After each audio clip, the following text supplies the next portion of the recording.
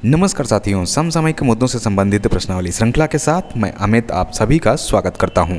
आज है 12 जून 2020 और आज के हमारे प्रश्न किन मुद्दों पर आधारित हैं, आइए सबसे पहले एक नज़र डालते हैं। बात करेंगे नाबार्ड विशेष चल निधि सुविधा के बारे में पहले प्रश्न में। वहीं दूसरे प्रश्न में हम बात करेंगे EY world entrepreneur of the year 2020 पुरस्कार पर। तीसरे प्रश्न में हम बात करने वाले हैं IIFL फाइनेंस के पहले ब्रांड एम्बेसडर के बारे में। BPL राशन कार्ड वापस करने के निर्देश किस राज्य ने दिए हैं, इस विषय पर बात करेंगे चौथे प्रश्न में। वेद मरहवा का अभी हाल ही में निधन हो गया है, इनके विषय में बात करेंगे पांचवें प्रश्न में। छठे प्रश्न में हम जानेंगे कि गैरसैंण को ग्रीष्मकालीन राजधानी किस राज्य ने घोषित की है।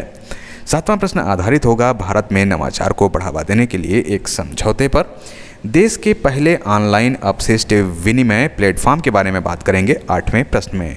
और नया फीचर फ्लीट्स क्या है, इसके बारे में बात करेंगे नवें प्रश्न में। ड्राइविंग लाइसेंस फिटनेस सर्टिफिकेट एवं परमिट वैधता को कितने दिनों के लिए बढ़ा दिया गया है, इस विषय पर बात करेंगे 10वें प्रश्न में। तो हमारे पास पहला प्रश्न है, हाल ही में राष्ट्रीय कृषि और ग्रामीण विकास बैंक नाबार्ड ने किस ग्रामीण बैंक को 270 करोड़ रुपए की विशेष चल निधि सुविधा देने की घोषणा की है। हमारे पास ऑप्शन है आंध्र प्रदेश ग्रामीण बैंक, असम ग्रामीण विकास बैंक, बंगिया ग्रामीण विकास बैंक या आंध्रा प्रगति ग्रामीण बैंक। तो यहाँ पर जिसका सही उत्तर है वो है बी, असम ग्रामीण विकास बैंक। राष्ट्रीय कृषि और ग्रामीण विकास बैंक नाबार्ड ने असम ग्रामीण विकास बैंक को 270 करोड़ रुपए की विशेष चल निधि सुविधा देने की घोषणा की है। कोविड-19 महामारी के चलते किसानों की कृषि गतिविधियों का सहयोग करने के लिए यह सुविधा प्रदान की गई है। यह ऋण सुविधा किसानों को अपने फसल उत्पादन को बढ़ाने में सक्षम बनाएगी। हमारे पास अगला प्रश्न है, निम्नलिखित में से किसे EY world entrepreneur of the year 2020 पुरस्कार से सम्मानित किया गया है। हमारे पास ऑप्शन है इंदिरा नूई, शिव नादर, दिलीप शांघवी और किरण मजूमदार शाह। तो इसका जो सही उत्तर होगा वो है डी, किरण मजूमदार शाह। बायोकॉन की कार्यकारी अध्यक्ष किरण मजूमदार शाह को EY world entrepreneur of the year 2020 पुरस्कार से सम्मानित किया गया है। इस पुरस्कार के इतिहास में किरण मजूमदार शाह हैफलक्स लिमिटेड की ओलिविया लम के बाद दुनिया की दूसरी और भारत की पहली महिला उद्यमी हैं। इसके अलावा इस पुरस्कार को प्राप्त करने वाली तीसरी भारतीय भी हैं। इससे पहले इस पुरस्कार को कोटक महिंद्रा बैंक के उदय कोटक को 2014 में व इन्फोसिस के नारायण मूर्ति को 2005 में सम्मानित किया जा चुका है।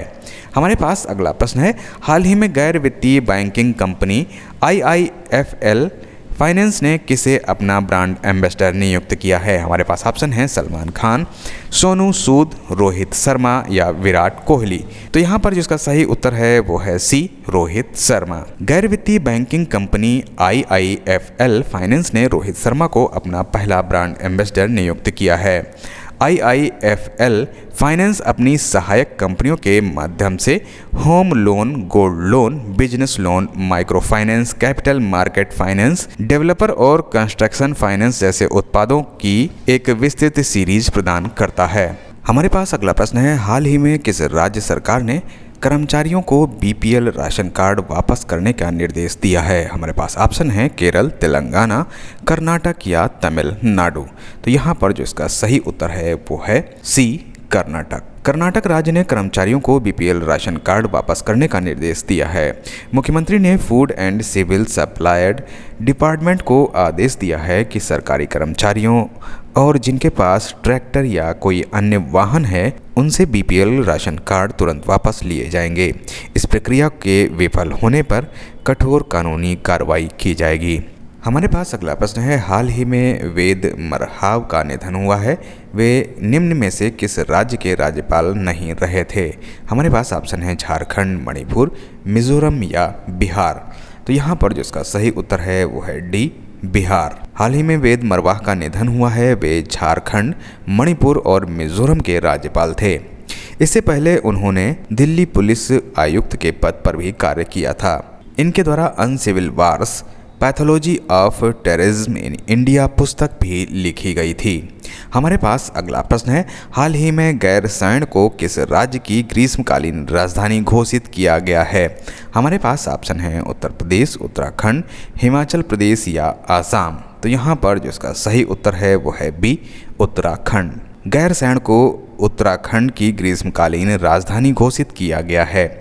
चमोली जिले में स्थित गैरसैंण को ग्रीष्मकालीन राजधानी घोषित करने के बाद पहाड़ी क्षेत्रों के विकास में तेजी आने की संभावना है।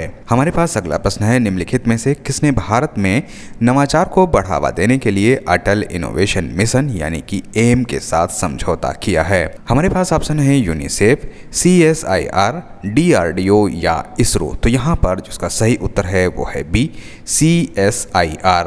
CSIR यानी कि वैज्ञानिक तथा औद्योगिक अनुसंधान परिषद ने भारत में नवाचार को बढ़ावा देने के लिए अटल इनोवेशन मिशन यानी कि एम के साथ समझौता किया है। अटल इनोवेशन मिशन भारत सरकार की एक प्रमुख पहल है जो देश में नवाचार और उद्यमिता की संस्कृति को बढ़ावा देती है।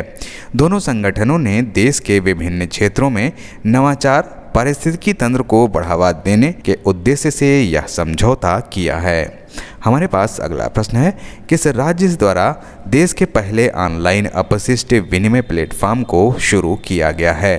हमारे पास ऑप्शन है आंध्र प्रदेश, तेलंगाना, कर्नाटक या तमिलनाडु। तो यहाँ पर जो इसका सही उत्तर है वो है ए, आंध्र प्रदेश। मुख्यमंत्री YS जगनमोहन रेड्डी ने विश्व पर्यावरण दिवस के अवसर पर आंध्र प्रदेश पर्यावरण प्रबंधन निगम के ऑनलाइन अपशिष्ट विनिमय मंच का शुभारंभ किया। इसे जहरीले कचरे के सुरक्षित निपटान, पुनर्चक्रण और पुनः उपयोग को बढ़ावा देने के लिए शुरू किया गया है। यह प्लेटफॉर्म 6R के सिद्धांत जैसे कि reuse, recycle, reduce, redesign, refurbish और रीमैन्युफैक्चरिंग का पालन करेगा। हमारे पास अगला प्रश्न है, निम्नलिखित में से किसके द्वारा अपने प्लेटफॉर्म पर भारत में एक नया फीचर फ्लीट्स लॉन्च किया गया है? हमारे पास ऑप्शन है फेसबुक, व्हाट्सएप, टिकटॉक या ट्विटर। तो यहाँ पर जो इसका सही उत्तर है वो है डी, ट्विटर। ट्विटर द्वारा अपने प्लेटफॉर्म पर इंस्टाग्राम या फेसबुक स्टोरी फीचर की तरह भारत में एक नया फीचर फ्लीट्स लॉन्च किया गया है। यह केवल ऐप के नवीनतम वर्जन पर उपलब्ध होगा, ऐप के डेस्कटॉप संस्करण पर नहीं। यह यूज़र को 24 घंटे के लिए संदेश पोस्ट करने की अनुमति देगा।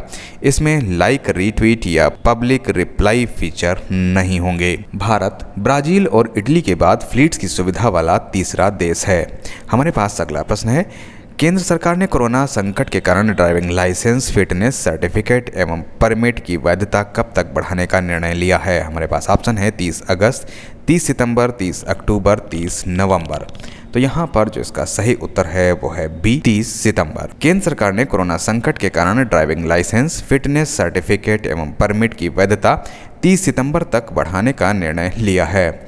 उत्तर प्रदेश सरकार ने भी इसे लागू कर दिया है। तो ये थे आज के हमारे समसामयिक मुद्दों से संबंधित 10 प्रश्न।